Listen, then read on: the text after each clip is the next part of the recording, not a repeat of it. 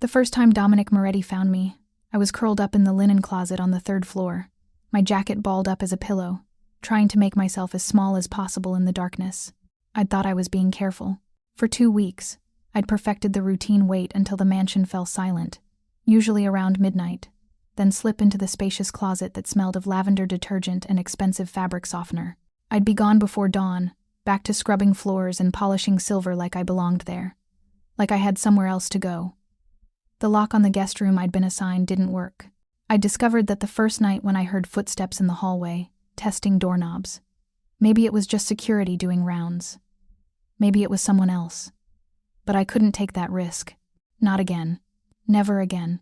If you're enjoying this story so far, don't forget to hit the like button and subscribe. Drop a comment telling me where in the world you're watching from. I love hearing from you. So the closet became my refuge. The door locked from the inside. It was warm, safe. Nobody would think to look for the new housekeeper sleeping among the 200 thread count sheets and monogram towels that cost more than my entire wardrobe. Until tonight. The door opened with a soft click that made my heart stop. Light from the hallway flooded in, and I jerked awake, my body tensing for flight or fight. Through sleep-blurred eyes, I saw him, Dominic Moretti, the man who owned this mansion, this entire neighborhood, probably half of New York City's underground. The man whose floors I scrubbed, whose coffee I poured, whose presence made every person in this house move with careful precision. He stood in the doorway wearing black pajama pants and nothing else, his muscular torso casting a shadow that seemed to swallow the small space. His dark hair was disheveled from sleep, but his eyes, gray like storm clouds, were sharp and fully alert. For 5 endless seconds, we stared at each other. Me, frozen on the floor of his linen closet like a criminal caught mid-crime. Him, absolutely still, except for a muscle ticking in his jaw. "Get up," he said finally, his voice low and controlled in that way that made it more frightening than if he'd yelled. My hands trembled as I pushed myself to sitting, my back against the wall of shelves. "I'm sorry, Mr. Moretti. I didn't mean I was just... Get up." Not louder, just firmer. A command that allowed no argument. I scrambled to my feet, grabbing my jacket and the small bag that contained everything I owned in this world. My knee protested I'd been sleeping on it wrong, and I stumbled slightly. His hand shot out, steadying me by the elbow with surprising gentleness. The touch lasted half a second before he released me like I'd burned him. The hallway. Now. I followed him out of the closet on shaking legs, certain I was about to be fired. Or worse. In my 3 weeks working here, I'd learned enough about Dominic Moretti to know that people who crossed him or broke his rules didn't just lose their jobs. They disappeared. He led me down the hallway, past the guest room I was supposed to be sleeping in, past several other doors, until we reached the end of the corridor. He opened a door I'd never been through. Staff wasn't allowed in the private wing and gestured for me to enter. My heart hammered so hard I could feel it in my throat. This was it. Whatever happened to people who disappointed Dominic Moretti was about to happen to me. The room was enormous. A California king bed with a dark gray comforter dominated the space, but that wasn't what made my breath catch. Floor-to-ceiling windows overlooked the city, twinkling lights stretching to the horizon, a sitting area with leather furniture, a desk with multiple monitors, everything in shades of gray, black, and deep blue. This was his bedroom, his private sanctuary, and he'd just brought me here in the middle of the night. Terror and confusion weighed in my chest as I stood frozen just inside the doorway, clutching my pathetic bag of belongings. Dominic moved past me to a door on the far wall, opening it to reveal what looked like a guest suite. Smaller than his room, but still larger than any apartment I'd ever lived in. A queen bed with pristine white linens, a window with heavy curtains, a door that presumably led to a private bathroom. "This is where you'll sleep," he said, turning to face me. "Starting tonight." I blinked at him, unable to process the words. "I don't understand." "You're moving into the staff quarters in my private wing." His expression was unreadable. "This room has a lock that actually works. You'll be safe here." The word safe hit me like a physical blow. How did he know? How could he possibly know that safety was what I'd been desperately seeking by sleeping in that closet? "Mr. Moretti, I can't, this is too much. I'm just a housekeeper." A housekeeper who's been sleeping in my linen closet for 2 weeks. His eyes narrowed slightly. "Did you think I didn't know?" My face burned with humiliation. I thought I was careful. My head of security noticed on day 3. He crossed his arms, and I couldn't help noticing the way his muscles shifted with the movement. He was going to confront you, but I told him to wait. I wanted to understand why. Why? I whispered. Why a woman with a guest room sleeps in a closet? He took a step closer, and I instinctively stepped back. His eyes tracked the movement, something dark flickering across his face. Why she flinches when anyone approaches too quickly. Why she always keeps her back to the wall and her eyes on the exits. I felt exposed, naked despite being fully clothed. He'd been watching me, studying me, seeing things I'd worked so hard to hide. "I'm not going to hurt you," he said quietly, and something in his voice made me believe him. "But I need to know who you're running from." The question hung in the air. Between us, I could lie. Should lie. But something about the way he looked at me, not with pity, but with a kind of understanding that suggested he knew what it was like to be hunted, made the truth claw its way up my throat. "My ex-boyfriend," I heard myself say. "Marcus. He's looking for me." Dominic's expression didn't change, but the temperature in the room seemed to drop several degrees. "Does he know you're in New York?" "I don't think so." I was careful. I took buses, paid cash, didn't use my real name. I stopped, realizing I'd just admitted to using a fake identity. "I'm sorry, I lied on my application. My real name isn't Sarah Chen. I know who you are, Olivia Harper." His words were soft but devastating. "I've known since the day you applied." The world tilted beneath my feet. He knew. He'd known all along, and he'd hired me anyway. Given me a job, a place to stay. Let me think I was safe even while knowing I was living under a false name. How? The question came out as barely more than a breath. "I run background checks on everyone who enters my home." He moved to the windows, looking out at the city rather than at me. "Yours came back with red flags. False identity, no employment history under that name, no references that checked out. So, I dug deeper, my hands clenched around the straps of my bag. You should have turned me away." "Probably." He turned back to face me, and in the dim light from the city below, his expression was almost gentle. "But then I found the police reports.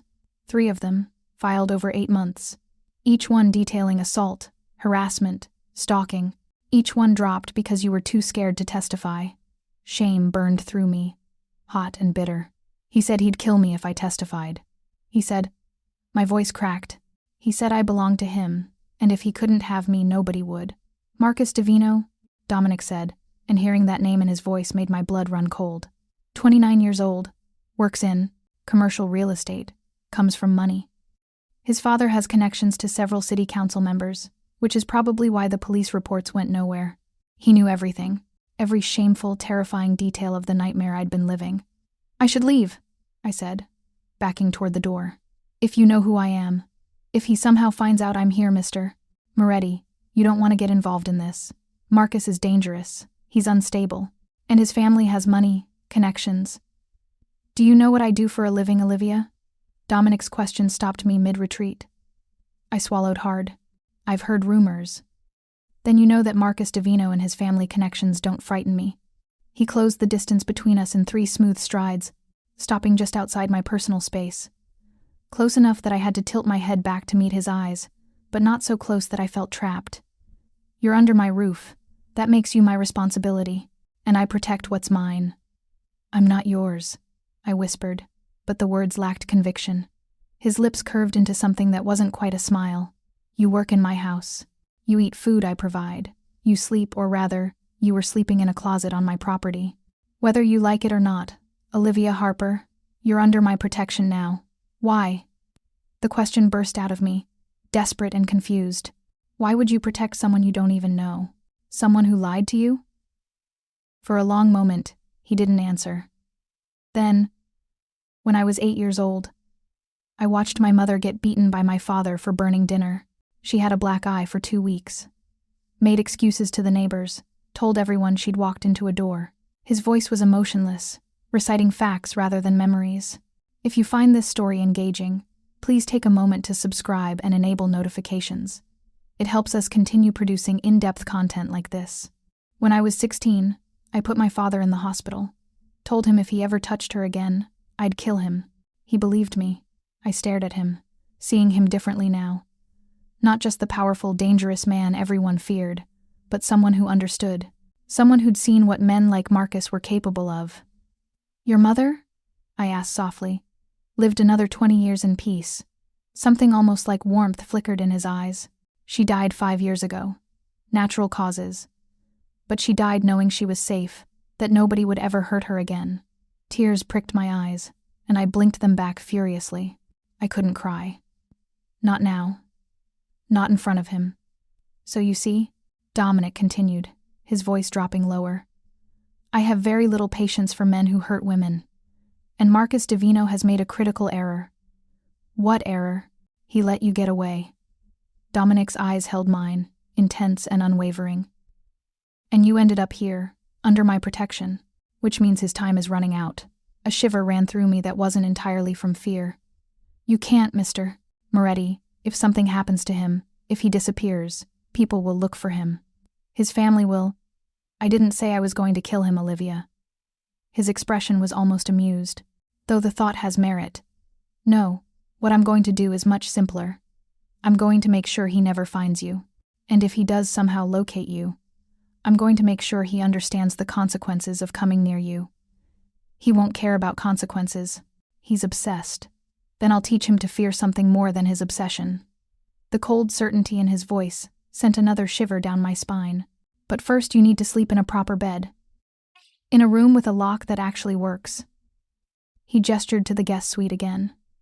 This room is yours. The bathroom has everything you need. Tomorrow, Mrs. Chen will help you move your things. He glanced at the small bag I was still clutching. Whatever you have.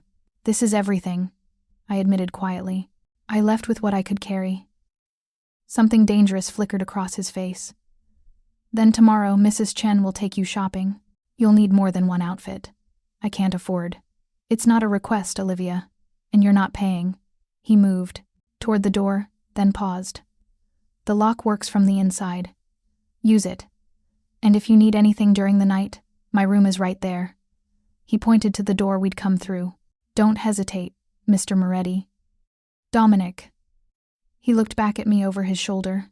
When we're in this wing, you call me Dominic. Before I could respond, he was gone, the door closing softly behind him. I stood alone in the guest suite, surrounded by luxury I'd never experienced, protected by a man I barely knew, but who apparently knew everything about me. Slowly, I set my bag down on the pristine white bed and moved to lock the door. The mechanism clicked smoothly into place, solid and secure. For the first time in 8 months, I was behind a locked door in a room with a man who'd promised to protect me rather than hurt me. I should have been terrified. Everything about this situation screamed danger, but as I sank onto the bed, a real bed, soft and clean and mine for the night, all I felt was an overwhelming wave of exhaustion mixed with something I'd almost forgotten existed. Hope. Dangerous, fragile, impossible hope. I laid down on top of the covers, too afraid to actually get under them. Too afraid this would all disappear if I let myself truly settle. Through the wall, I could hear nothing from Dominic's room. No movement, no sound. Just silence and the distant hum of the city beyond the windows. My eyes drifted closed despite my best efforts to stay alert. For the first time in longer than I could remember, I fell asleep without checking the exits, without planning my escape route, without that constant thrumming anxiety that Marcus would find me. Because somewhere in the back of my exhausted mind, a truth had settled. If Marcus did find me here, he'd have to go through Dominic Moretti first. And something told me that was a mistake Marcus wouldn't survive. When I woke, sunlight was streaming through the windows, and panic immediately seized my chest. What time was it? I'd overslept. I was supposed to be downstairs, starting breakfast prep, setting the table. A knock on the door stopped my frantic scrambling. Olivia? Mrs. Chen's familiar voice called through the wood. Mr. Moretti said to let you sleep in today. Breakfast is ready when you are. I opened the door to find the elderly housekeeper studying me with knowing eyes. She'd been kind since my first day, teaching me the household routines, never asking questions when I jumped at sudden noises or insisted on taking the long way around to avoid certain corridors. He told you, I said. It wasn't a question. He told me enough. Mrs. Chen's expression softened. Come, eat. Then we have shopping to do. I can't let him buy me things. It's too much. Mrs. Chen's laugh was gentle but knowing. Sweet girl, once Dominic Moretti decides you're under his protection, There's no point in arguing. You'll lose. She patted my arm. Besides, you need clothes. What you're wearing has been worn too many days in a row. Don't think I haven't noticed. Shame heated my cheeks. But Mrs. Chen shook her head. No embarrassment. We all do what we must to survive. But you're not just surviving anymore. Now come. Eat. I followed her downstairs to the kitchen, expecting to eat alone or with the other staff. Instead, I found Dominic sitting at the large kitchen island, dressed in an expensive charcoal suit, reading something on his tablet while drinking espresso. He looked up when we entered, his eyes finding mine immediately. You slept well? Yes. Thank you. The words felt inadequate for what he'd given me last night. I'm sorry I overslept. You should have been resting. He set down his tablet. Sit. Eat. Mrs. Chen made your favorite. I blinked at him. My favorite? Blueberry pancakes. Mrs. Chen set a plate in front of me with a knowing smile. You always linger by them when I make them for Mr. Moretti. Don't think I don't notice. The pancakes were perfect. Fluffy, warm, studded with plump blueberries. My stomach growled audibly, and I heard Dominic's quiet laugh. When did you last eat a full meal? He asked. I thought about it. Really thought about it. I don't remember, I admitted quietly. Something dark crossed his face, but his voice remained gentle. Then eat. All of it. You're too thin. I wanted to argue, to maintain some shred of independence. But the pancakes smelled amazing, and my stomach was cramping with hunger. So I ate. Dominic returned to his tablet, but I felt his attention on me, tracking each bite like he was personally invested in my caloric intake.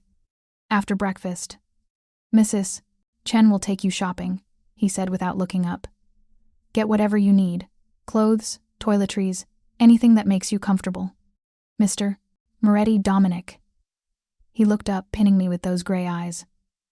I told you, in this house, you call me Dominic. Dominic, I corrected, the name feeling strange on my tongue. I can't accept all this. The room, the clothes, it's too much. You can and you will. He stood, buttoning his suit jacket with practiced ease. Consider it part of your employment benefits. Room, board, and a clothing allowance. Housekeepers don't get clothing allowances. His lips curved into an almost smile. Mine do. He moved toward the door, then paused. Olivia, one more thing. Yes. Don't try to leave. His voice was soft but carried absolute authority. Whatever you're thinking about running again, finding somewhere else to hide, don't. You're safe here, but only if you stay. Before I could respond, he was gone, leaving me alone with Mrs. Chen and a plate of half-eaten pancakes.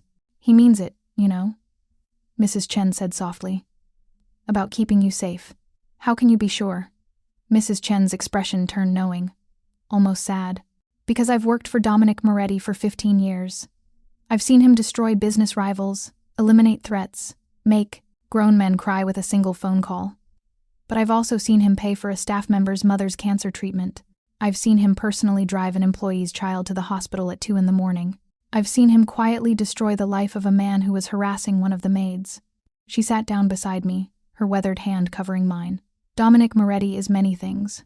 Dangerous, powerful, ruthless, when he needs to be. But to the people under his protection, to his staff, to his family, he is loyal beyond measure. Once you're his forever. I'm not his, I whispered. Mrs. Chen smiled. Maybe not yet, but you will be. The shopping trip was surreal. Mrs. Chen took me to stores I'd only ever window shopped at, places where a single shirt cost more than I used to make in a week. Every time I balked at a price tag, she waved away my concerns. Mr. Moretti's orders.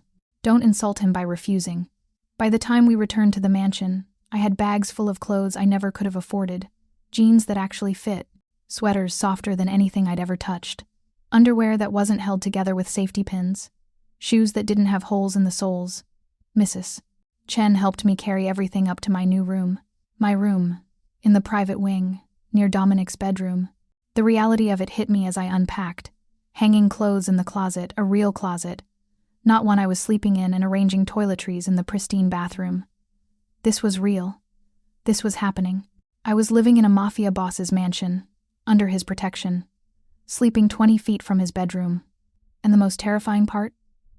I felt safer here than I had anywhere else in years. A knock on the door made me jump. "Come in," I called, expecting Mrs. Chen. But it was Dominic who entered, his suit jacket gone, his white shirt rolled up to his elbows. He looked more relaxed but no less intimidating. "Everything fits?"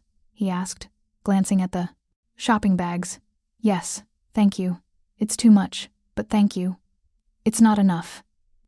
He leaned against the doorframe, studying me. "But it's a start." Silence stretched between us, not uncomfortable but heavy with unspoken questions. Finally, I couldn't hold it in anymore. "Why are you doing this? Really?" I turned to face him fully. "You said you protect what's yours, but I'm not. We barely know each other. I lied about my identity. I've been sleeping in your closet. Most people would have fired me or called the police, or most people," he interrupted quietly, "aren't me." He pushed off the doorframe and walked further into the room, stopping near the window. The late afternoon sun cast his face in sharp relief, highlighting the strong jaw, the sharp cheekbones, the eyes that saw too much. "When I was building my reputation, establishing my territory, I made a lot of enemies," he said, his voice low and measured. "Some of them thought they could get to me through the people who worked for me. My staff, my associates, people who had no involvement in my business but happened to be in my orbit." His hands clenched briefly at his sides. A driver was beaten outside his home. A housekeeper's daughter was followed to school. A cook received death threats. Horror washed through me. "What did you do?" "I made examples." His voice was utterly cold. "The men who thought they could hurt innocent people to get to me learned why that was a very bad idea. After that, everyone in this city understood. You don't touch Dominic Moretti's people. Ever." He turned to look at me, and the intensity in his eyes made my breath catch. "You work in my house now, Olivia. Whether you planned it or not, whether you like it or not, that makes you mine to protect. And I take that responsibility very seriously. But Marcus isn't trying to get to you. He doesn't even know I'm here." "Not yet." Dominic's expression hardened. "But he's looking. I have people monitoring him. He's hired a private investigator, posted on social media asking if anyone's seen you. Even filed a missing persons report, despite the fact that you're an adult who left voluntarily." My blood ran cold. "He filed a missing persons report? 2 weeks ago. The police aren't taking it seriously since there's no evidence of foul play, but he's persistent." Dominic's voice softened slightly. "He's not going to stop looking, Olivia. Men like Marcus don't let go. They obsess. They escalate." "I know." My voice came out small and broken. "That's why I ran. That's why I changed my name. I thought if I just disappeared, it might have worked with someone else." Dominic moved closer, stopping just in front of me. "But Marcus has resources, connections, determination. Eventually he would have found you." "And now?" I asked, fear making my voice shake. "What happens now?" Dominic reached out slowly, giving me time to pull away. When I didn't, his hand came to rest gently on my shoulder. The touch was warm, solid, grounding. "Now," he said quietly, "he finds an obstacle he can't overcome. Me." The first week in my new room passed in a strange blur of normalcy and surreal luxury. I continued my work as a housekeeper, but everything felt different now. The other staff members treated me with a new kind of deference that made me uncomfortable. Word had spread I was in the private wing now, under Mr. Moretti's personal protection. I tried to keep my head down, to just do my job and not think about what it all meant. But it was impossible to ignore Dominic's presence. He was everywhere and nowhere at once. I'd turn a corner and find him in his study, door open, watching me walk past with those storm-gray eyes. I'd be cleaning the second floor and hear his voice drifting up from below, conducting business with a quiet authority that made grown men nervous. And every night, I returned to my room in the private wing, locked the door, and fell asleep, knowing he was just 20 feet away. It should have terrified me. Instead, I slept better than I had in years. On the 8th day, everything changed.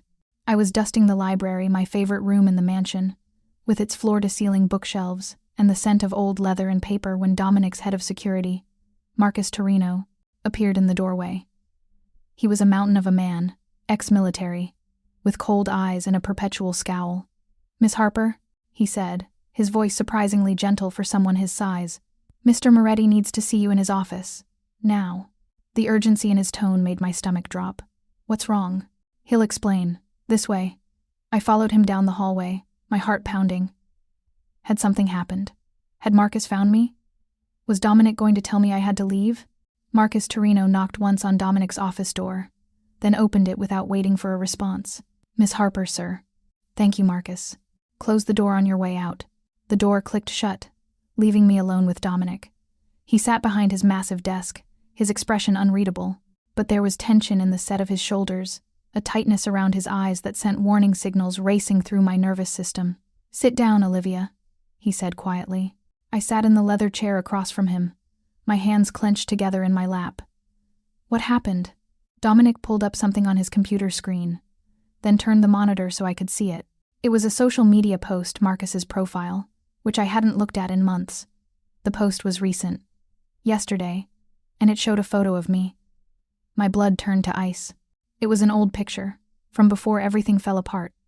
I was smiling at the camera, happy and naive and whole. The caption beneath made bile rise in my throat. Still searching for my Olivia.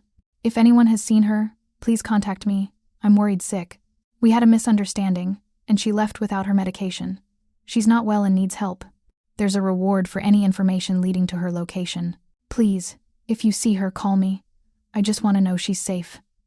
He's lying, I whispered, my voice shaking. I don't need medication. There was no misunderstanding. He's making me sound crazy so people will. I know he's lying. Dominic's voice was calm, controlled. But the post has been shared 800 times. It's gaining traction. Horror washed through me in cold waves.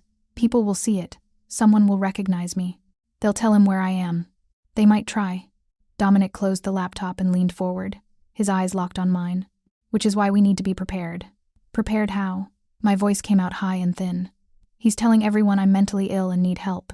If someone sees me and calls him, if he shows up here claiming he's trying to help me, then he'll meet me. The cold certainty in Dominic's voice cut through my panic. And he'll understand very quickly that you're not available to be helped. You don't understand what he's capable of. I stood abruptly, pacing to the window. Marcus is smart. He's manipulative. He'll use this post to make himself look like the concerned boyfriend. If he finds me, he'll convince people I'm the problem. Not him. Olivia. Dominic was suddenly there, his hand gentle on my shoulder, turning me to face him. Look at me. I did, and found those gray eyes steady and certain. Marcus Davino is about to learn something important, Dominic said quietly. When he posted that photo, when he painted you as mentally ill and helpless, he made a critical error. He drew attention to himself, and attention is something I can work with. What do you mean? I mean, Dominic said, his voice dropping to something darker, that too can play the social media game, and I have considerably more resources than he does. Understanding dawned slowly. You're going to expose him. I'm going to give the world context. Dominic released my shoulder but didn't step back. Marcus wants to paint himself as the Retta. Concerned ex-boyfriend? Fine. Let's see how that narrative holds up when people discover the 3 police reports you filed. The restraining order you were forced to get. The witnesses who saw him grab you in public. But those reports were dropped. The restraining order expired. Because you were too afraid to follow through. His voice gentled. Not because the abuse didn't happen. There's a paper trail, Olivia. Evidence that Marcus would prefer stayed buried. I'm going to make sure it doesn't. Fear and hope warred in my chest. If you expose him, he'll know someone's helping me. He'll come looking. Good. The single word carried lethal intent. Let him come. I've been waiting for an excuse to have a conversation with Marcus Davino. The way he said conversation made it clear he wasn't planning to discuss the weather. Dominic, no. I grabbed his arm without thinking, then immediately froze at my own boldness. But I didn't let go. You can't hurt him. If something happens to Marcus, if he disappears or gets injured, people will investigate. His family will come after you. I won't let you risk everything because of me. Something shifted in Dominic's expression as he looked down at where my hand gripped his forearm. When his eyes met mine again, there was something new there. Something that made my breath catch. You think I'm afraid of his family? He asked softly. I think you're too smart to start a war over nothing. Nothing? His other hand came up to cup my face, his thumb brushing along my cheekbone with devastating gentleness.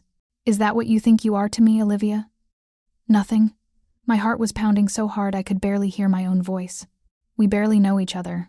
I know you take your coffee with too much sugar and not enough cream. I know you linger in the library when you think no one's watching, running your fingers over the spines of books like they're treasures. I know you flinch when doors slam, but you don't flinch when I'm near you anymore. His voice dropped to a whisper. I know you're brave enough to run from a monster, but scared enough to sleep in a closet. I know that when you smile, really smile, not that polite thing you do for the other staff, it lights up your entire face. I couldn't breathe, couldn't think. His hand was warm against my face, his body so close I could feel the heat radiating from him. I know enough, Olivia, he continued, his eyes searching mine. Enough to know that letting Marcus Davino continue to hunt you is not an option I'm willing to accept. Why? The question came out as barely more than a breath. Why do you care this much? For a long moment, he didn't answer. Then, because somewhere between finding you in my linen closet and watching you try to make yourself invisible in my own home, I decided you were worth protecting. And once I decide something, I don't change my mind. The intensity in his gaze was almost too much to bear. I should step back, should remember who he was, what he was, should remember that men who promised protection sometimes used it as another form of control. But Dominic wasn't Marcus. Everything in me knew that, even as fear tried to convince me otherwise. What do we do? I asked finally. His hand dropped from my face, and I immediately missed the warmth. We fight back, carefully, strategically. He moved back to his desk, pulling up files on his computer. I have someone monitoring all of Marcus's social media, his phone records, his credit cards. We're building a timeline of his behavior over the past year. Why? Because when we expose him, it needs to be comprehensive. Not just your story, but a pattern. Other women he's harassed. Business deals that went wrong. Anything that shows he's not the concerned boyfriend, but a man with serious anger and control issues. I moved to stand beside him, looking at the screen. There were dozens of files, organized with military precision. Photos, documents, transcripts of what looked like phone calls. How did you get all this? I asked, slightly awed and slightly terrified. I have resources. His voice was matter-of-fact, and I'm very good at finding information people want to keep hidden. One file caught my eye. A photo of a young woman with dark hair and frightened eyes. Who is she? Dominic's expression hardened. Amanda Chen. Marcus dated her before you. She filed a police report too. Harassment, stalking, 1 count of assault.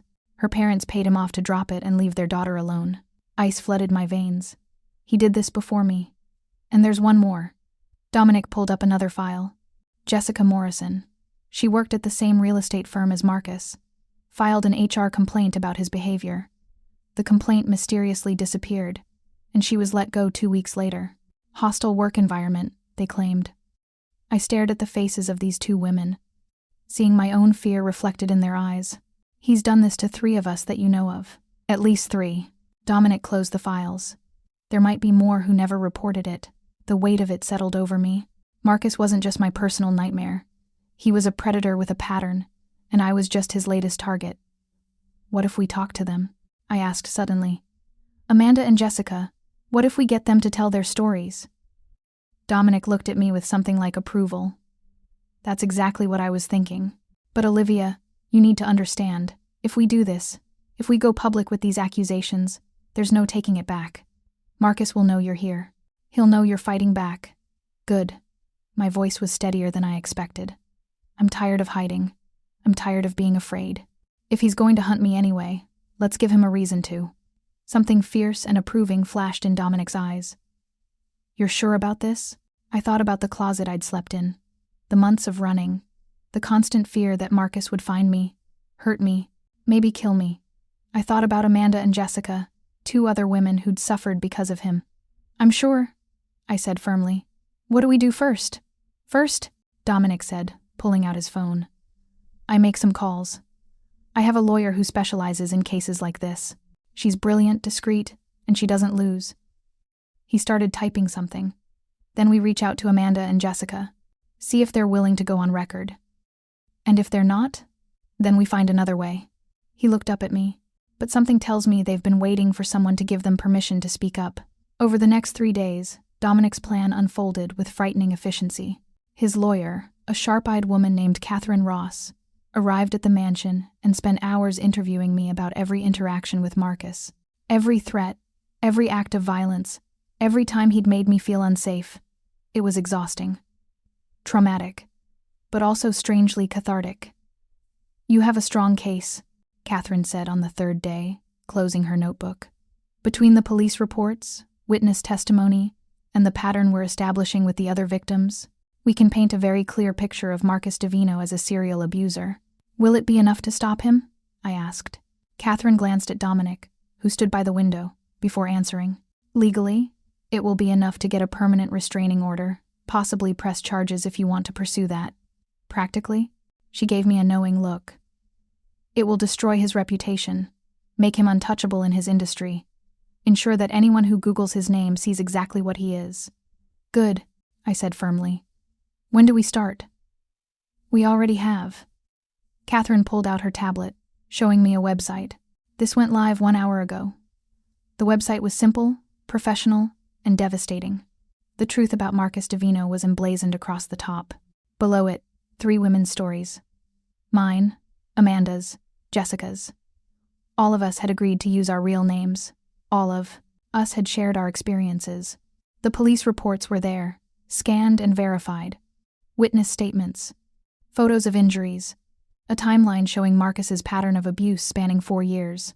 And at the bottom a message: "If Marcus Davino has hurt you, you're not alone. Contact us." "Oh my God," I whispered, reading through my own story laid out in stark black and white.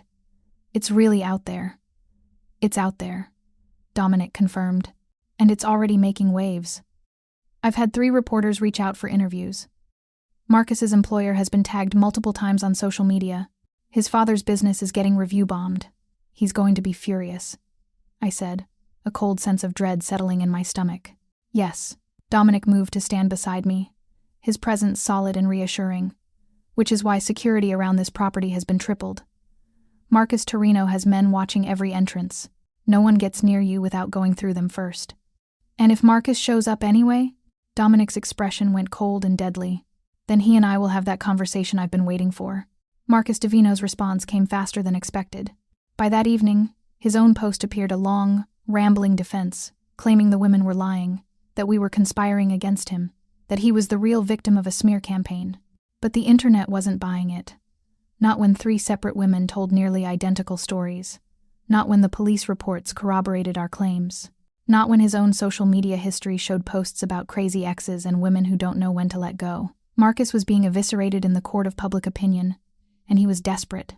I was in my room that night, reading the flood of supportive comments on the website, when I heard raised voices from downstairs. My door was open. I'd been feeling safe enough to leave it that way, and the sound of shouting filtered up clearly. Recognized one of the voices. Marcus. He was here, in the mansion, demanding to see me. I stood frozen, terror and rage warring in my chest. He'd found me, actually found me, and he'd had the audacity to come to Dominic's home.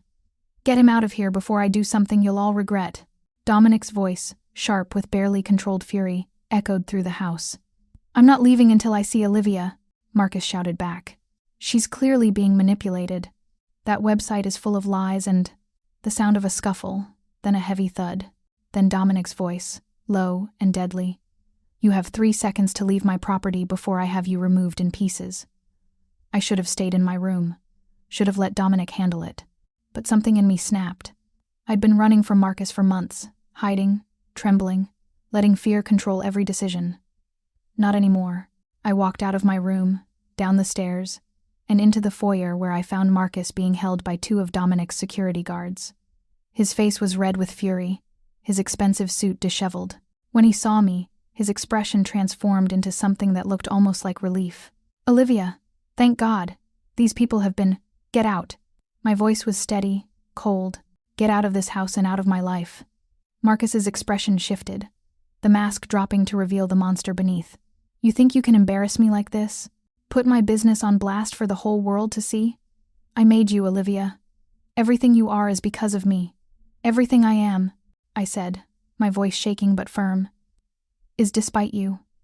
Despite the fear you instilled in me. Despite the bruises you gave me. Despite every time you made me feel small and worthless and broken." I took a step closer, aware of Dominic moving to my side like a shadow. "You don't own me, Marcus. You never did. And you never will." Marcus's face contorted with rage. He lunged forward, breaking free from one of the guards' grip for just a second. But he didn't get far. Dominic moved like lightning, intercepting him, one hand around Marcus's throat as he slammed him against the wall with controlled violence. "You made a mistake coming here?" Dominic said softly, his voice more terrifying for its quietness. "You made a mistake thinking you could take what's mine. She's not yours," Marcus choked out. Dominic's smile was sharp and dangerous. "She's under my protection. Which means when you threaten her, you threaten me. Do you understand what happens to people who threaten me, Marcus?" Marcus's face was turning red, his hands clawing uselessly at Dominic's iron grip. "Dominic," I said softly, "don't." He looked at me, and something in his expression shifted. The lethal predator receding, though the danger never fully left his eyes. He released Marcus, who collapsed against the wall, gasping for air. "You have a restraining order hearing in 3 days," Dominic said, his voice returning to that cold, controlled tone. "The judge has already seen the website, the police reports, the pattern of abuse. You're going to lose, Marcus, and then you're going to stay away from Olivia for the rest of your life." "This isn't over," Marcus spat, rubbing his throat. "You're right." Dominic stepped back, allowing the security guards to grab Marcus again. "It's not over, because if you come near her again, if you contact her, if you so much as think about her too hard, I won't just ruin your reputation. I'll destroy everything you've ever cared about. Your business, your family's business, every connection you have in this city. I'll make sure the only job you can get is cleaning toilets. And even then, you'll be lucky if I don't send someone to break your legs while you're on your knees." The absolute certainty in his voice made even me shiver. This was Dominic Moretti in full force, not the protective man who'd given me a safe room, but the dangerous mobster who commanded respect and fear in equal measure. Marcus seemed to finally understand the gravity of his situation. The color drained from his face as Dominic's words sank in. "Get him out of here," Dominic ordered. "And Marcus, if I ever see you again, on my property or within 100 feet of Olivia, the only thing people will find of you is whatever I decide to leave behind." The guards dragged Marcus toward the door. He was still protesting, still hurling insults and threats, but the fear in his eyes was unmistakable. When the door finally closed behind them, silence descended on the foyer. I stood there, shaking with adrenaline and residual fear, barely believing what had just happened. Dominic turned to me, his expression softening immediately. "Are you all right?" I opened my mouth to answer, but no words came out. All the strength that had carried me downstairs, that had let me confront Marcus, suddenly evaporated. My legs gave out. Dominic caught me before I hit the floor, his arms strong and steady around me. "I've got you," he murmured, lifting me easily. "I've got you, Olivia." He carried me upstairs, back to my room, and set me gently on the bed. I was trembling uncontrollably now, my body finally processing the terror of seeing Marcus again. "Breathe," Dominic said, kneeling in front of me, his hands on my knees, grounding me. "Just breathe, you're safe." "He's gone." "He found me," I whispered. "He actually found me, and now he knows he can't have you." Dominic's voice was firm. "He knows that getting to you means going through me. And Marcus is many things, but he's not suicidal." I looked at him through tear-blurred eyes. "You would have killed him, if I hadn't stopped you." Dominic didn't deny it. "Yes. Why didn't you?" "Because you asked me not to." He reached up, brushing tears from my cheeks with surprising gentleness. "Your wishes matter to me, Olivia, even when they conflict with my instincts." Something in his words, in his touch, in the way he looked at me like I was precious and worth protecting, broke something loose in my chest. Before I could stop myself, I was leaning forward, my arms wrapping around his neck, holding on to him like he was the only solid thing in a world that had gone sideways. Dominic tensed for just a moment, then his arms came around me, holding me close. One hand cradled the back of my head, his fingers threading through my hair. "It's over," he whispered against my temple. "The worst is over. He can't hurt you anymore." I wanted to believe him. God, I wanted to believe him so badly.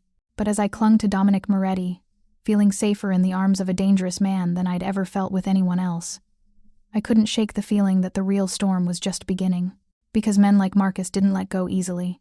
And the more I let myself trust Dominic, the more I let myself feel safe, the more devastating it would be if that safety was ripped away. The restraining order hearing was scheduled for Thursday morning at 9 a.m. I woke that day with my stomach in knots, barely able to keep down the tea. Mrs. Chen insisted I drink. "You'll do fine," she said, squeezing my shoulder as I sat at the kitchen island. "You have the truth on your side, and Catherine Ross never loses. It's not losing the case I'm worried about." I wrapped my hands around the warm mug, seeking comfort in its heat. It's facing him again. In court, where I have to sit there and relive everything while he stares at me. "You won't be alone." Dominic's voice came from the doorway. He was dressed impeccably in a charcoal suit, his dark hair styled back, looking every inch the powerful man he was.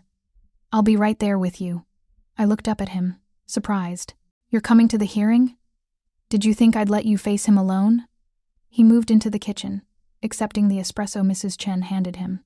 "Catherine will do most of the talking, but I want Marcus to see me. I want him to understand that you're not without protection. The judge might not like you being there. If they know who you are, they know exactly who I am." Dominic's lips curved into something that wasn't quite a smile. "Which is why they'll approve the restraining order. Judges in this city understand that having my attention is not something Marcus wants to keep." There was a darkness in his words, a reminder that Dominic's influence extended far beyond this mansion. But instead of frightening me, it made me feel protected, safe. Dangerous thinking, the rational part of my brain whispered. But I was past caring about danger. After months of running, of hiding, of living in constant fear, having someone powerful on my side felt like finally being able to breathe. The courthouse was everything I'd feared imposing. Cold, filled with the weight of justice that could go either way. Catherine met us at the entrance, her expression confident but serious. "Marcus's lawyer tried to get the hearing postponed," she said, falling into step beside us as we walked through security. "Judge denied it. He wants this handled today." "Good." Dominic's hand found the small of my back, a subtle gesture of support that steadied my nerves. "The sooner this is done, the better." We entered the courtroom, and my eyes immediately found Marcus. He sat at the defendant's table with his lawyer, a slick-looking man in an expensive suit. When Marcus saw me, his expression twisted with something ugly rage mixed with possessiveness, like I was a toy someone had stolen from him. But when his eyes landed on Dominic beside me, that rage shifted to something else. Fear. Just a flicker, quickly masked, but I saw it. "All rise for the Honorable Judge Patricia Whitmore." The judge was a stern-looking woman in her 60s with sharp eyes that missed nothing. She settled into her seat and gestured for everyone else to sit. "We're here for a restraining order petition filed by Miss Olivia Harper against Mr. Marcus Davino. Miss Ross, you may present your case." Catherine stood, and for the next 20 minutes, she systematically destroyed Marcus's credibility. She presented the police reports I'd filed, photos of bruises and injuries, testimony from witnesses who'd seen Marcus grab me, follow me, threaten me, the timeline of his escalating behavior. The website showing not just my story but Amanda's and Jessica's as well, a clear pattern of abuse. "Your Honor," Catherine concluded, "Mr. Davino is not a concerned ex-boyfriend worried about Miss Harper's well-being. He is a serial abuser who has terrorized at least 3 women over the past 4 years. Miss Harper fled her home, changed her identity, and went into hiding because she genuinely feared for her life. Just last week, Mr. Davino forced his way into the residence where Miss Harper is currently staying, threatening her and having to be physically removed by security." The judge looked at Marcus, her expression unreadable. "Mr. Davino, your response?" Marcus's lawyer stood, smoothly confident. "Your Honor, my client admits the relationship with Miss Harper ended badly. Young love often does. But these allegations of abuse are wildly exaggerated. Miss Harper left suddenly and without explanation, causing my client considerable distress. His attempts to locate her were born from genuine concern, not malicious intent." "And the other women?" Judge Whitmore asked. "Amanda Chen and Jessica Morrison? Were those relationships that ended badly as well?" Marcus's lawyer hesitated for just a second. "Those situations were different. Miss Chen's family was paid a settlement to avoid litigation. Yes, but that's not an admission of guilt. And Miss Morrison's HR complaint was found to be without merit." "Found without merit by the company where Mr. Davino works," Catherine interjected. "By his supervisor, who happens to be a personal friend of his father's." Judge Whitmore held up a hand. "Miss Ross, you'll have your rebuttal." She turned her attention to me. "Miss Harper, I'd like to hear from you directly. In your own words, Why are you seeking this restraining order? My heart hammered as I stood, aware of everyone's eyes on me. Dominic's hand brushed mine briefly, a silent gesture of support before I moved to stand before the judge. Your Honor, I began, my voice shaking slightly. I left Marcus because I was afraid he was going to kill me. The words hung in the courtroom, stark and devastating. The first time he hit me, he apologized, said it would never happen again. But it did. Again and again. He'd grab me hard enough to leave bruises, then tell me I bruised easily. He'd back me into corners during arguments, his hand around my throat, and tell me he was just trying to make me listen. He isolated me from my friends, monitored my phone, controlled my money. My voice grew stronger as I continued. When I finally tried to leave the first time, he threatened to kill himself, said it would be my fault. So I stayed, and it got worse. He started following me to work, showing up at places I went, making sure I knew he was always watching. I looked directly at Marcus, refusing to let fear silence me anymore. The night I finally left for good, he told me that if he couldn't have me, no one would. That he'd find me wherever I went, that I belonged to him. My voice dropped. I believed him. That's why I ran. That's why I changed my name. That's why I've been sleeping in closets and looking over my shoulder for 8 months. Judge Whitmore's expression had softened slightly. And last week, he came to your current residence? Yes, Your Honor. He forced his way into the home, screaming that I'd embarrassed him, that he'd made me who I am. He tried to attack me before security removed him. The judge turned to Marcus. Mr. Divino, do you deny forcing your way into Miss Harper's current residence? Marcus's lawyer jumped in before Marcus could answer. Your Honor, my client was simply trying to speak with Miss Harper.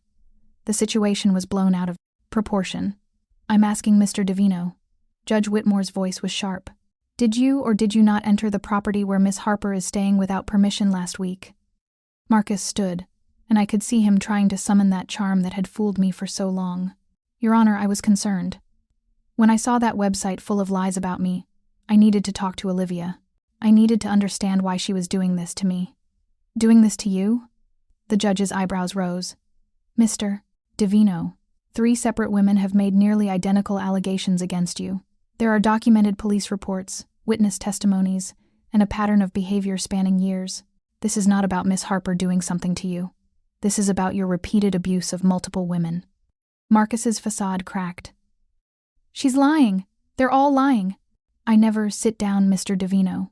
Judge Whitmore's voice cut through his protest like a blade.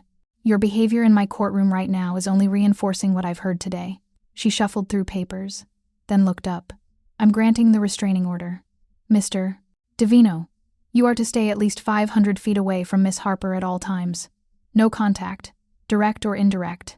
No phone calls, emails, text messages, or social media contact. No contact through third parties. If you violate this order, you will be arrested immediately. Relief flooded through me so intensely I thought my legs might give out.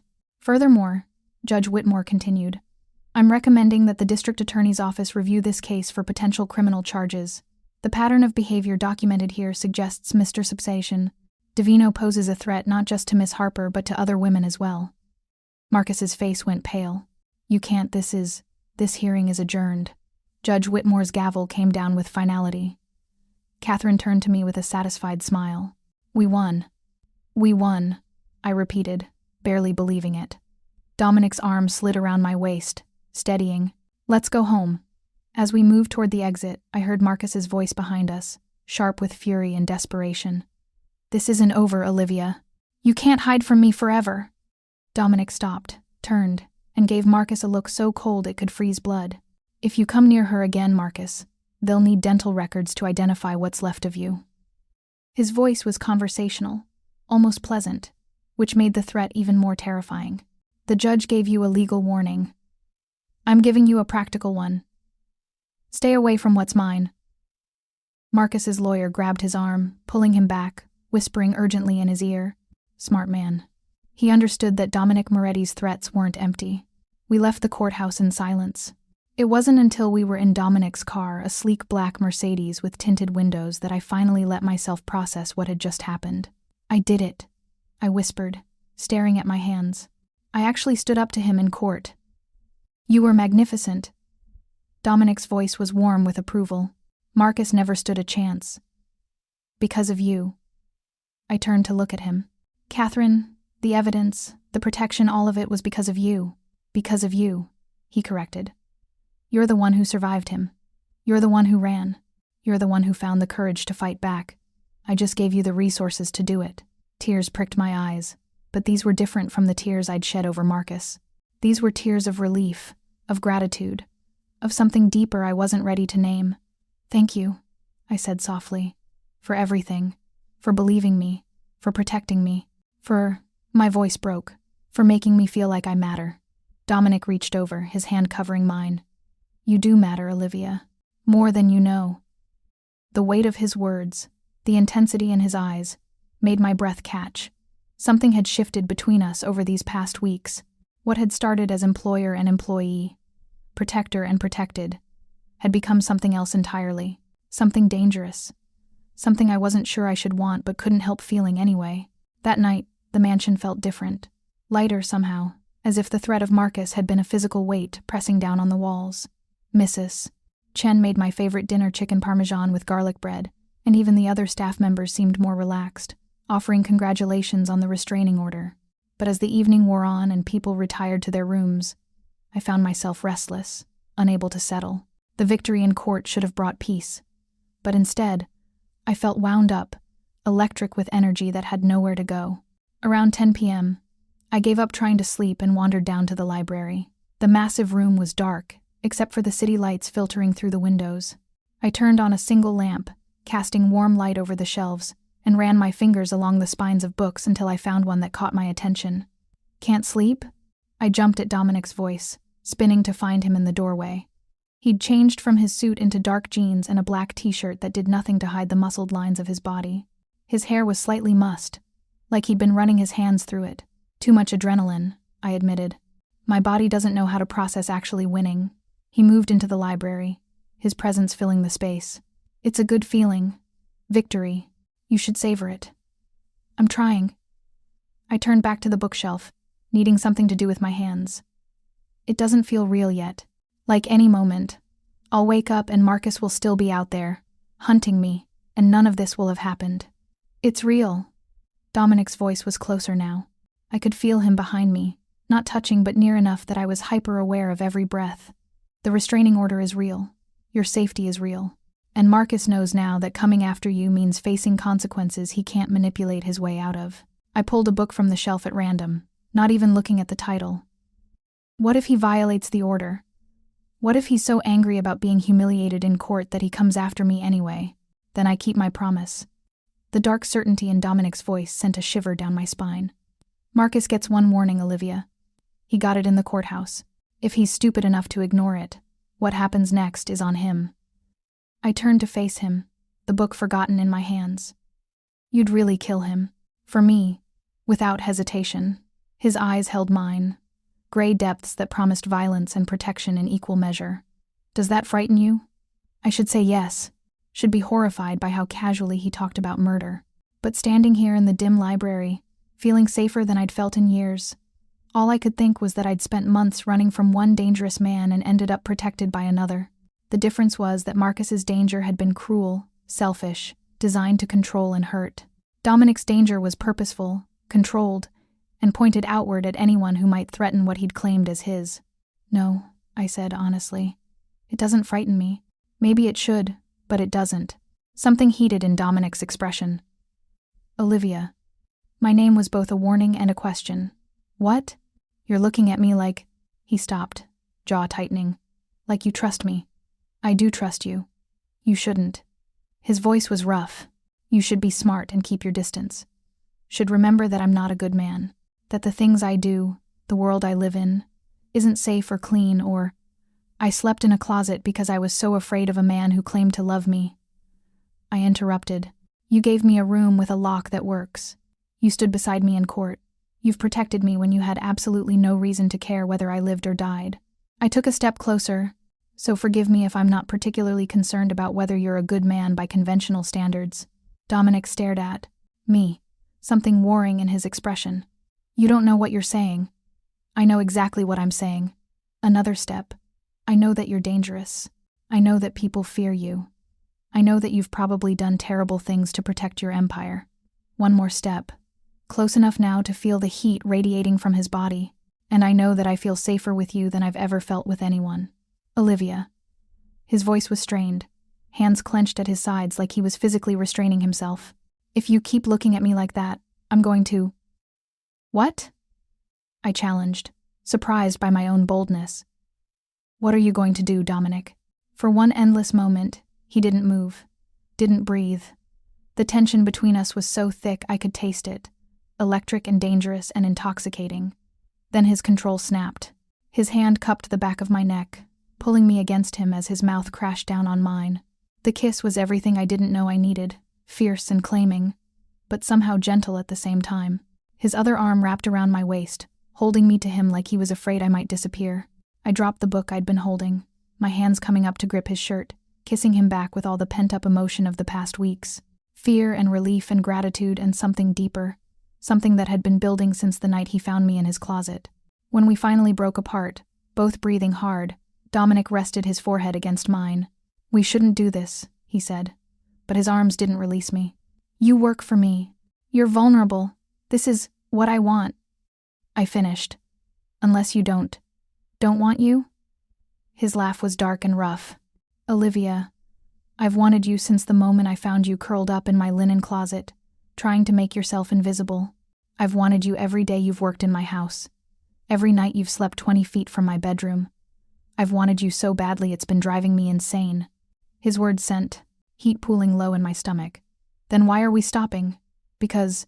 He pulled back slightly, his hands framing my face. Because you've just escaped one dangerous man. I don't want you running to me out of fear or gratitude or some misguided sense that you owe me. Is that what you think this is? I asked. Me repaying a debt? Isn't it? I shook my head slowly. Dominic, I'm not afraid of you. I'm not with you because I'm grateful, though I am grateful. I'm here, kissing you in your library at 10 o'clock at night, because somewhere between you finding me in that closet and you standing beside me in court, I started falling for you. His eyes widened slightly. Olivia, I know it's too fast. I know it's probably rebound or trauma bonding or a dozen other psychological explanations for why I shouldn't feel this way. I held his gaze, letting him see the truth in my eyes. But I do feel it, and I'm tired of pretending I don't. For a long moment, Dominic just looked at me, searching my face for any sign of doubt or uncertainty. Whatever he found there must have satisfied him, because his expression softened into something that made my heart skip.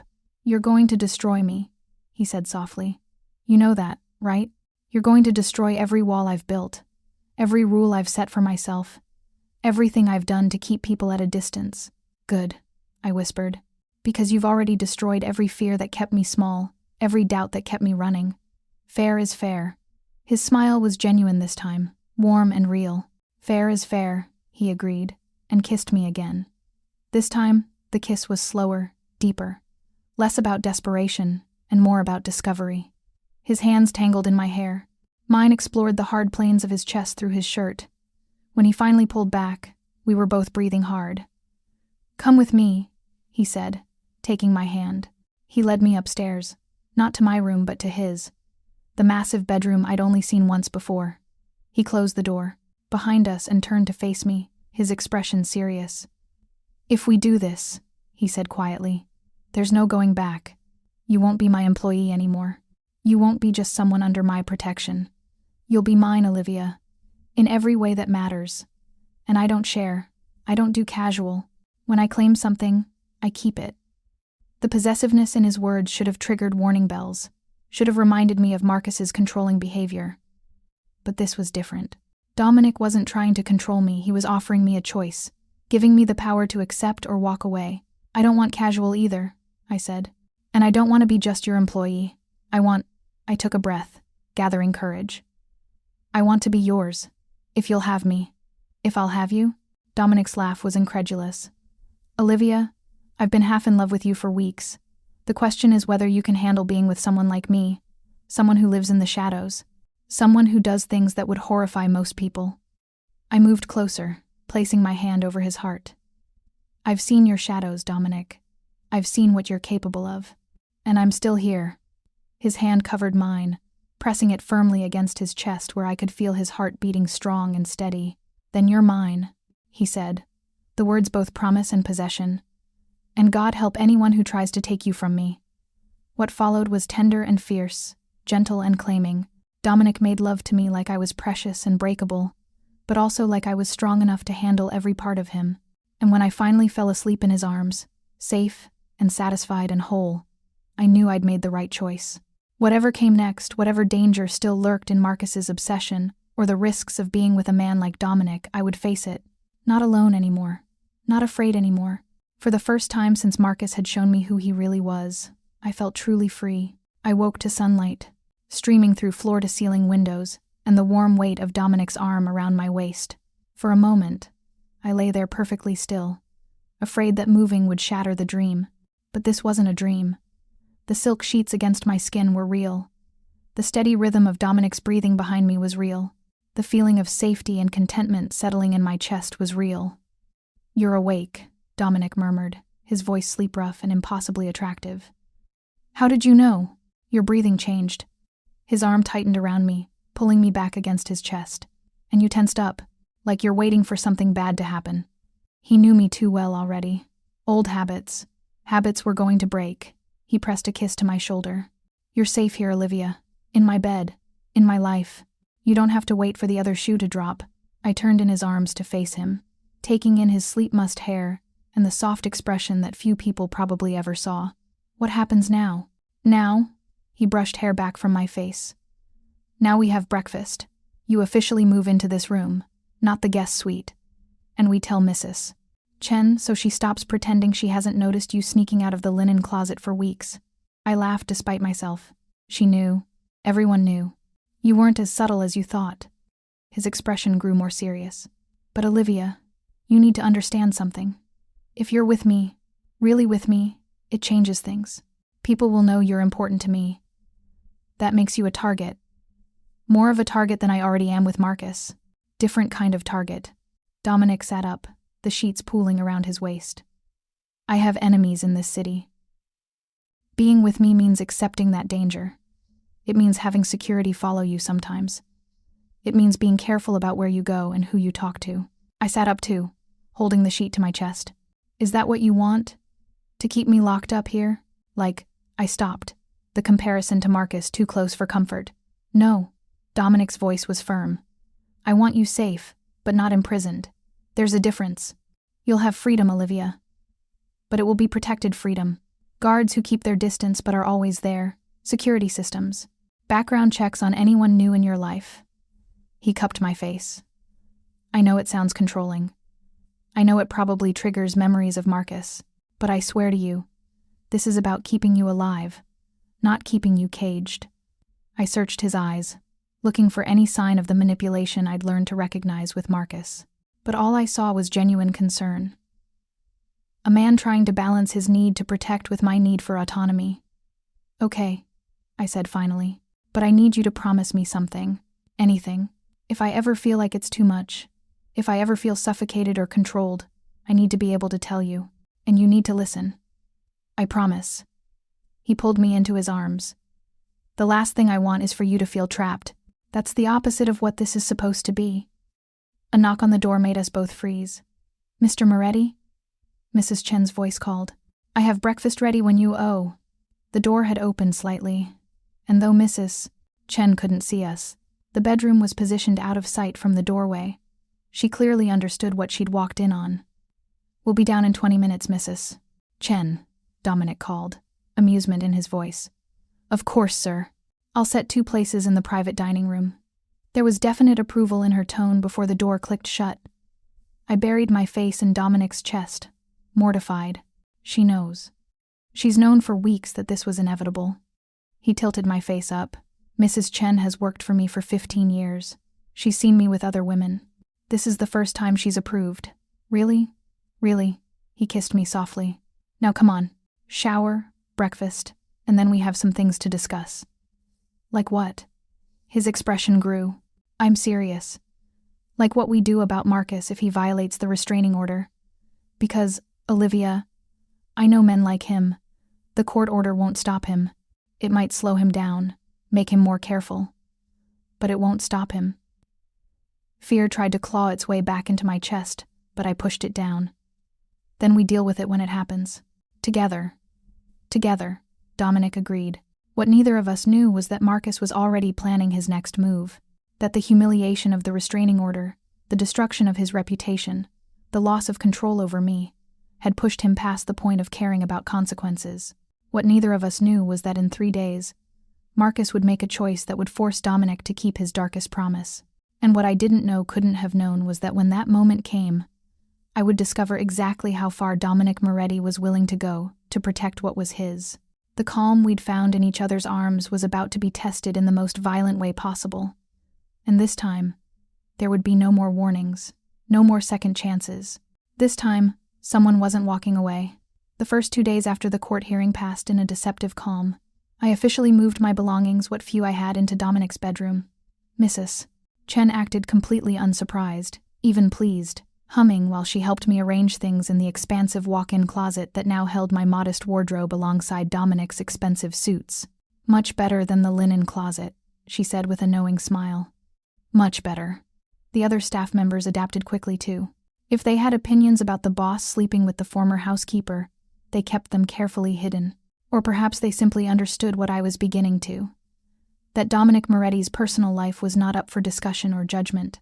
"I stopped working as a housekeeper," Dominic insisted. "You're not my employee anymore," he said that second morning as we had coffee together in his study. "You're my—" He paused, seeming to search for the right word. "You're what?" I asked softly. His eyes met mine, intense and sure. "Mine. My woman. My responsibility. My future, if you'll have it." The weight of those words settled over me. "Your future? I don't do things halfway, Olivia." He set down his coffee and came around the desk to where I sat. "When I commit to something, to someone, it's permanent. I want you to understand that. This isn't temporary. This isn't some affair that ends when the novelty wears off." My heart hammered against my ribs. "Dominic, we've known each other for less than a month. I knew you were mine the night I found you in my closet." His hand cupped my face. "The rest was just waiting for you to feel safe enough to believe it." I should have been terrified by the intensity of his declaration. Should have heard alarm bells ringing about moving too fast, about rebounding from one relationship into another. But standing in his study, looking into eyes that promised protection and devotion in equal measure, all I felt was certainty. "I believe it," I whispered. He kissed me then, deep and claiming, and I lost myself in the feeling of being wanted rather than possessed, chosen rather than controlled. We were so wrapped up in each other that neither of us noticed the first warning signs. It started small. A car that drove past the mansion too slowly, 3 times in one afternoon. Security footage showing someone taking photos of the property from across the street. A strange phone call to the main house line that disconnected as soon as Mrs. Chen answered. Marcus Torino, Dominic's head of security, noticed. He always noticed. "Boss, we might have a problem," he said on the afternoon of the 3rd day, entering Dominic's study where we were both reading, me curled up on the leather sofa with a novel, Dominic at his desk reviewing contracts. Dominic looked up, immediately, his expression shifting from relaxed to alert in an instant. "Show me." Marcus pulled up security footage on his tablet, and my blood ran cold when I saw the car. A silver Honda Accord, Marcus's car. "He's been circling the block," Marcus Torino said. 3 times yesterday, twice today. Hasn't tried to enter the property. Hasn't approached the gates. Just driving past slowly, watching. "He's planning something," Dominic said, his voice gone cold and deadly. "Studying the property. Looking for weaknesses." "I've doubled security at all entrances," Marcus confirmed, "and I've got 2 men on rotating surveillance of his apartment. If he makes a move, we'll know." I set down my book with shaking hands. "He's violating the restraining order just by being here." "Not technically." Dominic stood and moved to the window, looking out at the grounds below. "The order says 500 feet. He's staying just outside that range, barely, but enough that if we call the police, he can claim he was just driving through the neighborhood." "He's testing the boundaries," Marcus Torino said, "seeing how close he can get before we react. Then let's give him a reaction." Dominic's voice was quiet but carried lethal intent. Next time he drives past, I want photos. Document everything: times, dates, license plate, build a file. When he finally crosses the line, and he will, I want evidence that this was premeditated harassment. And if he doesn't cross the line? I asked, though I already knew the answer. If he just keeps circling, watching, waiting? Dominic turned to face me, and the expression on his face made my breath catch. Then I crossed the line for him. That night, I couldn't sleep. I lay in Dominic's arms, listening to his steady breathing, feeling the warmth of his body against mine, but my mind wouldn't shut off. Marcus was out there, watching, planning. The restraining order hadn't stopped him, it had only made him more careful, more calculating. Around 2 a.m., I gave up trying to sleep and carefully slipped out of bed. I pulled on one of Dominic's shirts, it fell to mid-thigh on me, and padded barefoot to the windows overlooking the front of the property. The grounds were beautiful in the moonlight. Manicured lawns, carefully trimmed hedges, the long driveway leading to the iron gates, everything peaceful and serene. But I couldn't shake the feeling of being watched, of eyes in the darkness, studying, waiting. "He won't get to you," Dominic's voice came from behind me. I hadn't heard him wake. "I won't let him." I turned to find him standing there in just his pajama pants, his hair disheveled from sleep. "How did you know what I was thinking?" "Because I know you." He moved to stand behind me, his arms encircling my waist, his chin resting on top of my head. "And because I'm thinking the same thing. Marcus is out there, and he's not going to stop until someone makes him. The police won't do anything until he actually commits a crime." Dominic's voice hardened. "Driving past my house isn't illegal. Taking photos from a public street isn't illegal. Even if we document everything, even if we prove he's harassing you, at best, they'll arrest him, hold him overnight, and release him with a warning. So, what do we do?" For a long moment, Dominic didn't answer. Then, we wait, we watch. And when he makes his move, because he will make a move, Olivia. Men like Marcus always do. We end this. Permanently. The finality in his voice sent a shiver down my spine. "You're really going to kill him? If he gives me no other choice, yes." Dominic turned me in his arms, his eyes finding mine in the darkness. "I need you to understand something. I've done terrible things in my life. Things I'm not proud of. Things that haunt me. But I've never killed someone who didn't pose a direct threat to me or mine. And Marcus is a direct threat. Marcus is a predator who's already hurt 3 women that we know of. Who's made it clear he'd rather see you dead than free. Who's circling my home, planning God knows what." His hands framed my face. "Yes, Olivia, Marcus is a direct threat. And I eliminate threats. I should have been horrified, should have begged him not to do it, to find another way. But as I stood there in his arms, looking into eyes that promised violence in my defense, all I could think was that I'd spent 8 months running from Marcus, living in fear, sleeping in closets, and looking over my shoulder. And I was tired, so tired of being afraid. "Okay," I whispered. Dominic's eyes widened slightly. "Okay? If he comes here, if he tries to hurt me or you or anyone in this house, do what you have to do." I held his gaze. "I won't ask you to show mercy to someone who showed me none." Something fierce and approving flashed across his face. "You're sure about this?" "I'm sure that I want to live without fear. I'm sure that Marcus has had chance after chance to walk away and he's refused every one. I'm sure that—" My voice caught. "I'm sure that you're the first person who's ever made me feel like my safety matters more than keeping the peace." Dominic kissed me then, hard and claiming, and I kissed him back with everything I had. When we finally broke apart, his forehead rested against mine. "Go back to bed," he said softly. "Try to sleep. I'll keep watch. You need sleep too. I'll sleep when you're safe." He guided me back toward the bed. "When Marcus is no longer a threat, when I know for certain that no one is going to take you from me," I climbed back into bed, and Dominic settled beside me. But I noticed he didn't close his eyes. He lay there in the darkness, alert and watchful, a dangerous predator guarding what was his. And somehow, knowing that made me feel safe enough to finally drift off to sleep. The next morning brought the storm we'd been waiting for. I was having breakfast with Mrs. Chen in the kitchen. Dominic had been called away to handle some business matter early that morning, when Marcus Torino burst through the door, his face grim. "Where's the boss?" "In his study," Mrs. Chen said immediately, reading the urgency in his tone. "What's happened?" "Marcus Divino just posted something online. He pulled out his phone, his jaw tight. Miss Harper needs to see this. He handed me the phone, and my blood turned to ice. It was a video, posted to Marcus's social media 15 minutes ago. In it, Marcus sat in his apartment, looking disheveled and desperate. His eyes were wild, his hands shaking as he held up a gun to the camera. "Olivia," he said, his voice raw and unhinged. "I know you're watching this. I know you're hiding in that mansion with your new boyfriend, thinking you're safe, thinking that restraining order protects you. But you're wrong." He stood up, the camera following him as he paced. "You destroyed my life. My job fired me because of those lies you spread. My family won't talk to me. Everyone looks at me like I'm a monster. All because you couldn't accept that we belong together." My hands trembled as I watched, unable to look away. "So here's what's going to happen," Marcus continued, his voice taking on that cold, calculated tone I remembered too well. "You're going to come back to me, Olivia. You're going to publicly admit that you lied, that I never hurt you, that you made everything up because you were angry about the breakup. You're going to fix what you destroyed." He moved closer to the camera, his eyes burning with obsession and madness.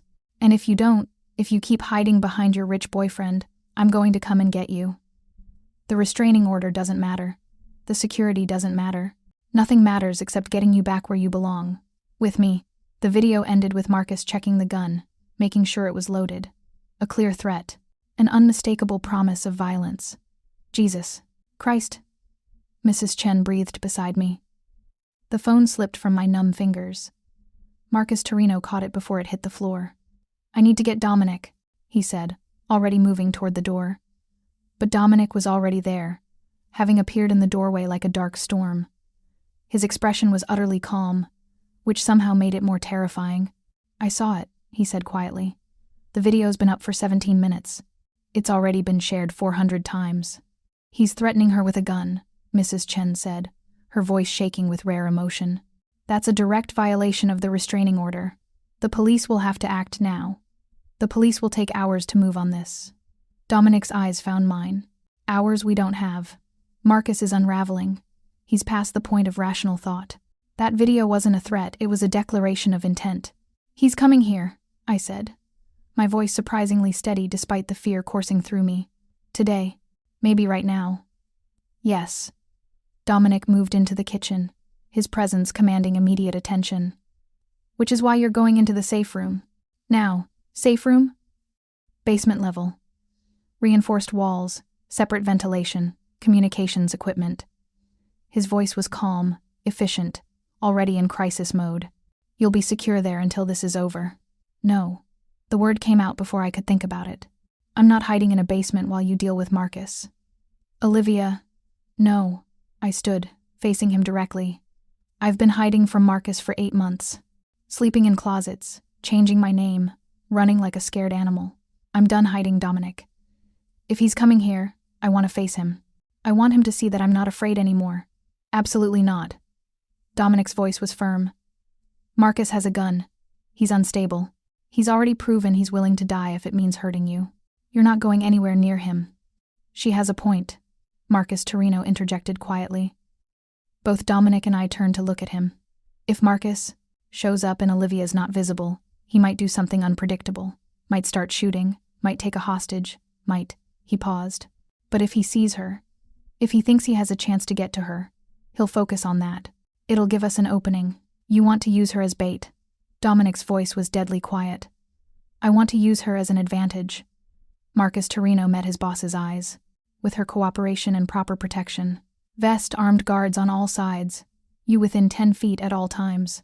But yes, if Marcus sees what he came for, he'll make his move. And when he does, we end this." Dominic looked at me, conflict clear in his eyes. "Olivia, you don't have to do this. The safe room is designed exactly for situations like this." "I know." I moved closer to him, placing my hand on his chest where I could feel his heart beating steady and strong. "But I need to do this, Dominic. I need to look Marcus in the eye and show him that he doesn't own me, that he never did, that I chose you, chose this life, chose freedom over his cage." For a long moment, Dominic just looked at me. Then he pulled me against him, his arms wrapping around me tight. "If anything happens to you," he whispered against my hair, "if he so much as gets within arm's reach of you, I'll burn this entire city to the ground. Nothing's going to happen to me. I pulled back enough to meet his eyes. Because you'll be there, and I trust you to protect me. His eyes closed briefly, and when they opened again, there was something like pain mixed with fierce determination. All right, but we do this my way. Full protection. You don't move unless I say so. You don't do anything without my explicit approval. Understood? Understood. Good. He turned to Marcus Torino. Get everyone in position. I want 8 men on the grounds, 4 inside. Snipers on the roof. Full tactical gear. And get Olivia a vest, the best one we have. Already on it. Marcus Torino was already on his phone, barking orders. Dominic cupped my face in his hands. I need you to promise me something. Anything. If I tell you to run, you run. No questions, no hesitation. If I tell you to get down, you get down. If I say hide, you hide. Your instinct is going to be to fight, to prove you're not afraid. But in this moment, I need you to trust me completely. Can you do that? I searched his eyes and saw the genuine fear there. Not for himself, but for me. For the woman he'd claimed as his, who he'd sworn to protect. I can do that, I promised. I trust you, Dominic. He kissed me then, hard and desperate, like he was trying to memorize the taste of me in case it was the last time. When we broke apart, his expression had shifted into something cold and lethal. The man I'd fallen for receded, replaced by the dangerous mobster who'd built an empire through violence and calculated ruthlessness. Let's finish this, he said. The bulletproof vest was heavy and uncomfortable, but I wore it without complaint as we moved into position. Dominic had decided we'd wait in the main foyer, visible through the front windows, but far enough back that Marcus couldn't get a clear shot from outside. I stood near the grand staircase, Dominic beside me, his hand resting at the small of my back. Around us, I could sense, rather than see, the armed guards positioned strategically throughout the room. Marcus Torino was somewhere in the shadows, coordinating through his earpiece. He's 2 blocks away. Marcus's voice crackled through Dominic's earpiece.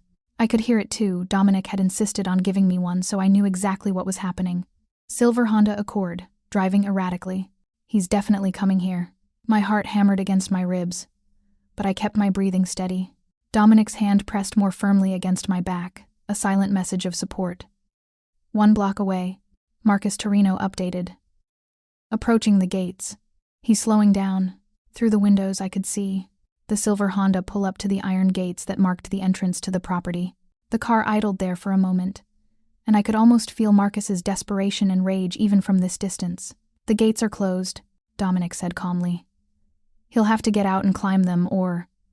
The sound of a gunshot cracked through the air, then another, then 3 more in rapid succession.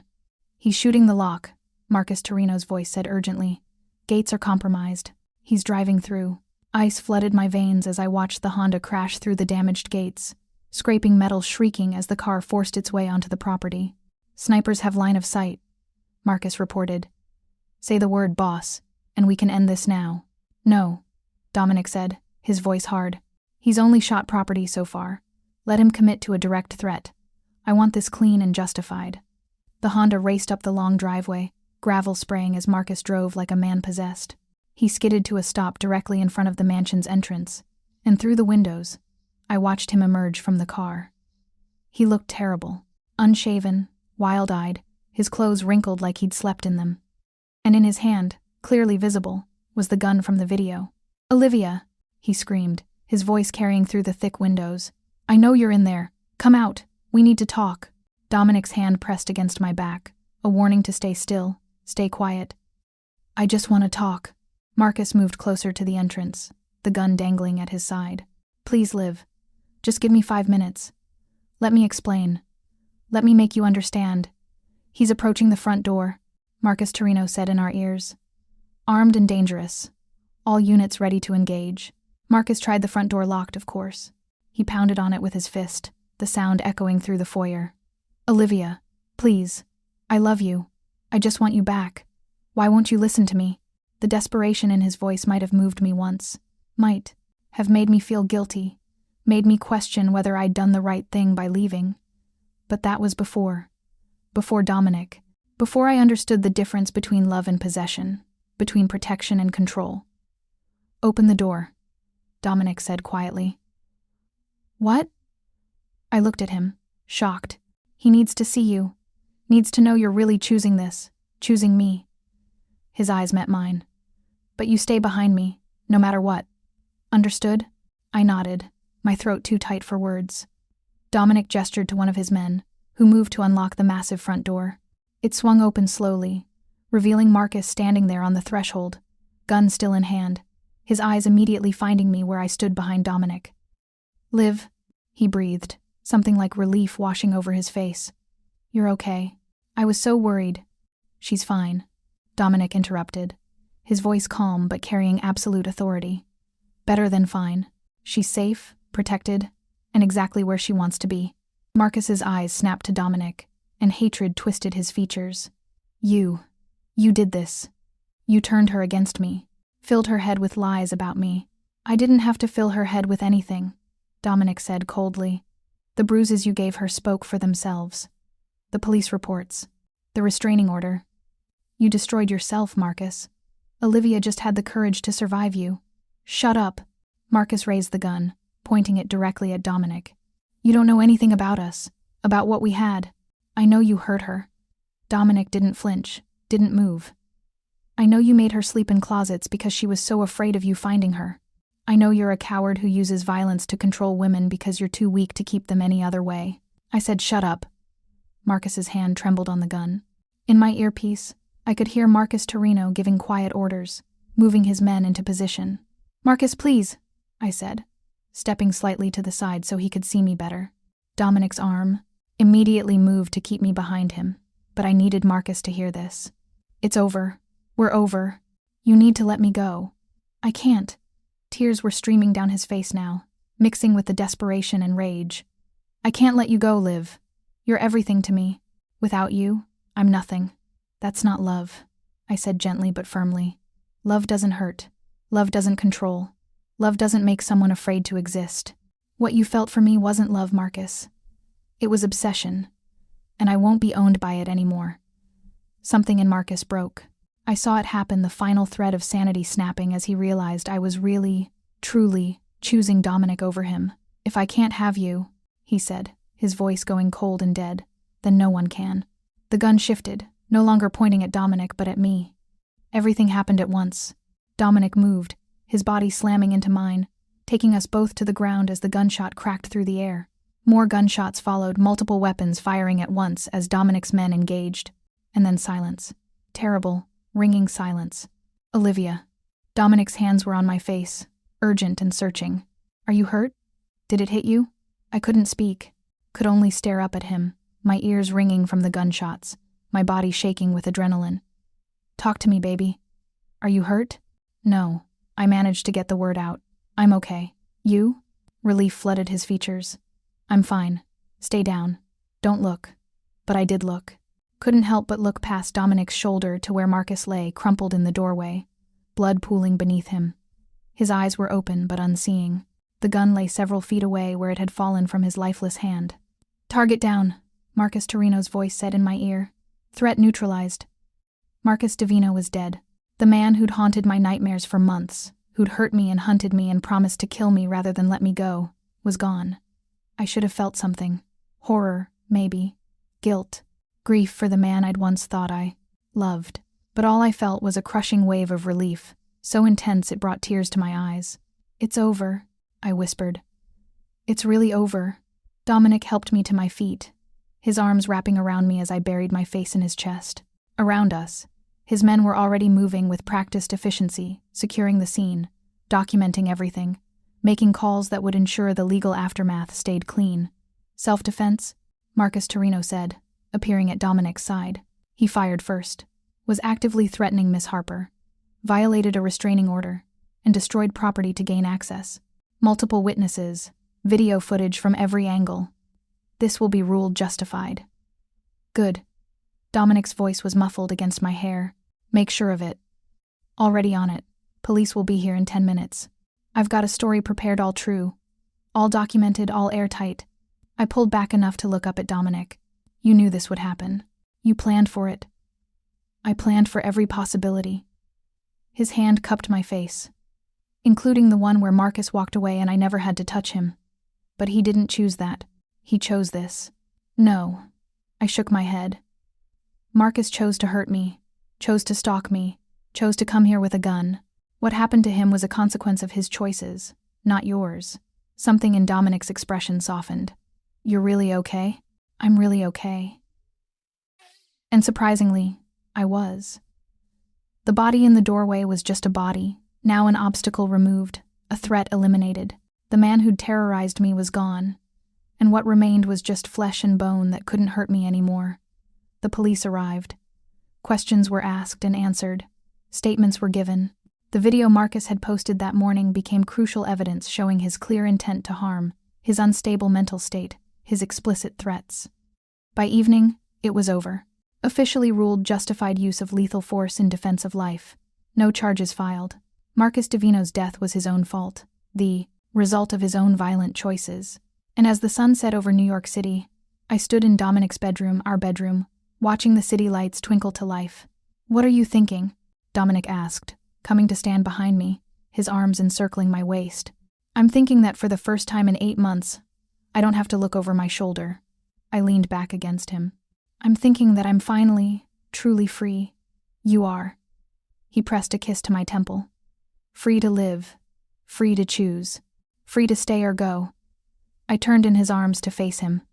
"I choose to stay. With you. For as long as you'll have me. Forever then." His smile was warm and genuine. "Because I'm not letting you go, Olivia Harper. Ever." "Good." I reached up to cup his face. "Because I love you, Dominic Moretti. Dangerous man, protective soul. The first person who ever made me feel like I mattered more than keeping the peace. I love you too." He said it simply, like it was the most obvious truth in the world. "From the moment I found you in my closet, I was yours. I just had to wait for you to become mine." We made love that night with a new kind of intensity. Not just desire or need, but celebration. Celebration of freedom, of survival, of a future that was finally, truly ours. And when I fell asleep in Dominic's arms, I didn't dream of closets or running or fear. I dreamed of tomorrow, and the day after that, and all the days to come. Safe, protected, loved, finally home. Epilogue. 6 months later. The wedding was small, intimate, just family and close associates in the mansion's garden. Mrs. Chen cried through the entire ceremony. Marcus Torino, who'd somehow become a friend over the months, served as best man and looked deeply uncomfortable in his formal suit. I wore white, a simple dress that made me feel beautiful rather than displayed. And when Dominic slid the ring onto my finger, promising to protect and cherish me for the rest of our lives, I believed every word. Because Dominic Moretti kept his promises. Always. Amanda Chen and Jessica Morrison were there too, both having found their own paths to healing after Marcus's death. The three of us had formed an unexpected friendship, bonded by shared trauma and survival. "You look happy," Amanda said at the reception, smiling genuinely. "Really happy. I am," I replied, watching Dominic across the garden where he was deep in conversation with his lawyer, Catherine. "I never thought I could be, after everything, but I am." "You deserve it," Jessica added. "We all do. Happiness, peace, lives that aren't defined by the men who hurt us." Later that night, after the guests had gone and the mansion was quiet, Dominic carried me over the threshold of our bedroom, a symbolic gesture that made me laugh. "We already live here," I pointed out. "Doesn't matter." He set me down gently. "You're my wife now. That deserves proper tradition." "My wife." The words still felt surreal. "I love you," I said, wrapping my arms around his neck. "Thank you for saving me. You saved yourself." He pulled me close. "I just gave you a safe place to land." And what a landing it was. I smiled up at him. "From sleeping in your closet to sleeping in your bed. Quite a journey. The best journey of my life." He kissed me softly. "And it's just beginning, Mrs. Moretti. Mrs. Moretti. The name that replaced the false identity I'd hidden behind. The name that represented not ownership but partnership, not possession but protection. The name that meant I was finally, truly, home." As we made love that night, our wedding night, I thought about the woman I'd been 6 months ago. Terrified, hiding, convinced she would never be free of Marcus's shadow. And I thought about the woman I was now. Strong, loved, no longer defined by fear but by choice. I chose this life, this man, this future, and I'd never regretted a single moment of it. Thank you so much for watching until the end. If you loved this story, check out the other videos on your screen now. I think you'll really enjoy them. And don't forget to subscribe if you haven't already. See you in the next story.